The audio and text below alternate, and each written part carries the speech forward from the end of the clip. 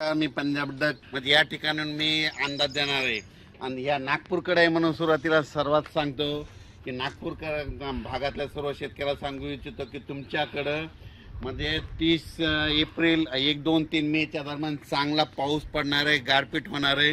म्हणून तुम्ही तुमच्या पिकाची काळजी घ्या, कारण की 30 एप्रिल 1, 2 मे 1, 2, 3च्या दरम्यान तुमच्या नागपूर भागामध्ये पूर्व विदर्भामध्ये चांगला गारपिटीसह वादळीसह पाऊस पडणार आहे. म्हणून तुम्ही हा अंदाज लक्षात घ्या. त्याच्यानंतर कर्नाटकमध्ये पाऊस पडणार आहे, तेलंगणाला पडणार आहे. त्याच्यामुळे काय होणार आहे, जे कर्नाटकच्या सीमालगतचे जे भाग आहेत म्हणजे उमरगा झालं, नांदेड झालं, त्याच्यानंतर धर्माबाद झालं, त्याच्यानंतर धाराशिव, जत, मंगसूळ या भागामध्ये पावसाचं सत्र ह्या 5-6 दिवस चालूच राहणार आहे. म्हणून हे अंदाज लक्षात घ्यायचा.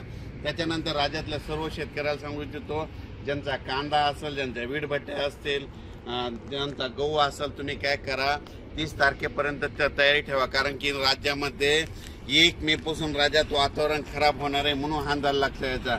सांगायचं झालं तर मधल्या याच्यामध्ये उत्तर महाराष्ट्रात देखील 1 मे 1, 2, 3च्या दरम्यान एक पावसाची शक्यता आहे. म्हणून उत्तर महाराष्ट्रातल्या शेतकऱ्यांना अंदाज लक्षात घ्यायचा.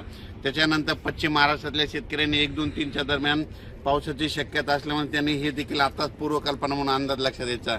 पण नागपूरकडल्या सर्व शेतकऱ्याला सांगू इच्छितो, योगायोगानं मी तुमच्या भागाकडे आहे म्हणून तुम्हाला सांगतो, 30 एप्रिल पासून 1, 2, 3च्या दरम्यान तुमच्या भागाकडे वादळी वाऱ्यासह चंद्रपूर, वर्धा, नागपूर, भंडारा, गोंदिया गारपीट होणार आहे. म्हणून तुम्ही तुमचा पिकाची काळजी घ्या. अचानक वातावरणात बदल झाला तर लगेच उद्या मेसेज दिला जाईल. धन्यवाद.